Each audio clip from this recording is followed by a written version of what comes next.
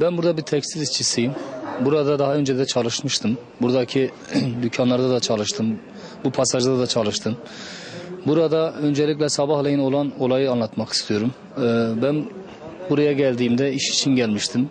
Baktığımda burada büyük bir arka tarafta bir böyle duman, sis, ondan sonra yangın olduğunu bahsettiler. Biz kapının önünden kaçarak dışarı çıktık. Daha sonra buradaki arkadaşlara yardımcı olduk. Daha sonra emniyet birimleri geldi, itfaiye geldi ve bu gördüğünüz yere biz merdiven atarak buradaki arkadaşlarımızı bu şekil buradan çıkararak hastaneye ulaştırabildiklerimiz kadarıyla. Yalnız ben en önemli bir konu olarak şunu demek istiyorum. Burada hiçbir sigorta güvencemiz yok.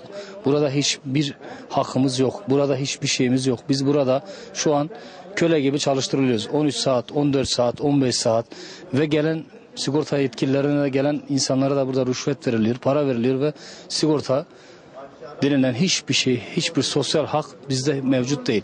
Ve şimdi bir de Suriyelilerin buraya gelmesiyle itibaren bizdeki çalışma kesimi, Türkiye olarak çalışan kesime ister çalışın ister çalışmayın deyip 100 lira, 150 lira, 200 lira verip çalıştırıyorlar.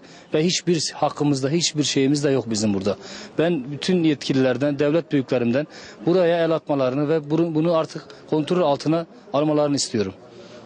Bu son dönemde gelen Suriyeli vatandaşlarımızdan dolayı burada bazı esnaflarımız kapıları kapatarak, kapıları örterek sosyal sigortadan gelen insanları engelleyerek denetim yapmalarını engelliyorlar ve Türk işçilerini de bu şekil çalıştırmıyorlar. Kapıların kapalı olduğunu ve ne bileyim yani 100 lira, 150 lira, 200 lira verip çalıştırıp buradaki bizim insanlarımızı çalıştırmıyorlar ve bundan ziyade hem buradaki esnaf işverenler olsun hem işçiler olsun herkes şu an burada çok kötü ve bir şekilde mağdur durumda bırakılıyor. Ve bunları biz bizzat kendimiz de yaşadık ve yaşıyoruz da. Yani ben en ufağında bir şey dediğimde bana diyor ki ister gel çalış ister gel çalışma diyor. Çünkü gelen devlet yetkililerini burada bir şekil ellerine birkaç kuruş verip buradan gönderiyorlar. Ve biz şu an evlerimize ekmek parası götüremiyoruz ve çalışmıyoruz şu an. Biz bunları söyledik, dedik bunlar kırıkları meydana atıyorlar, bu pasajı denetleyin zabıt olarak.